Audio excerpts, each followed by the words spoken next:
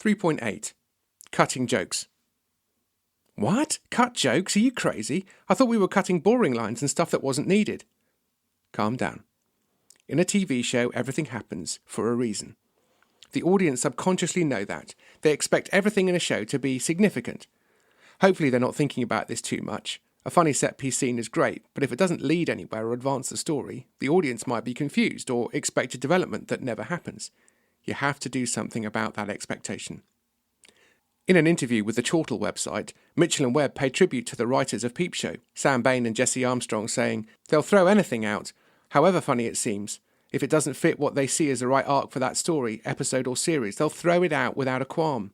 Webb agrees, saying, "They're amazing rewriters, that's the trick, to be really unprecious about really funny stuff." Mitchell goes on to say that as a writer-performer, he holds on to things that get laughs extremely tightly. He says Bain and Armstrong are at an advantage as non-performers since they're able to be more ruthless.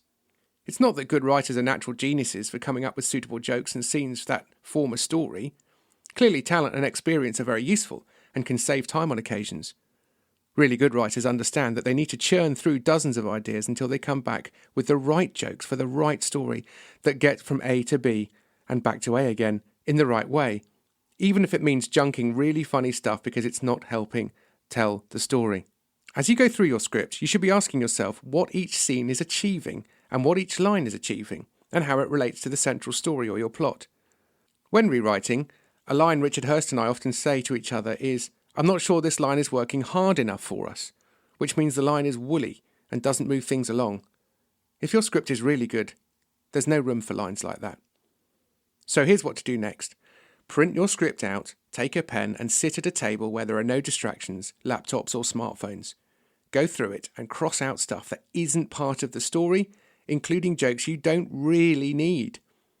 Then go back to your computer, make the cuts and trust yourself to fill in the gaps or make up the time with new lines and scenes that are relevant, characterful and therefore much funnier.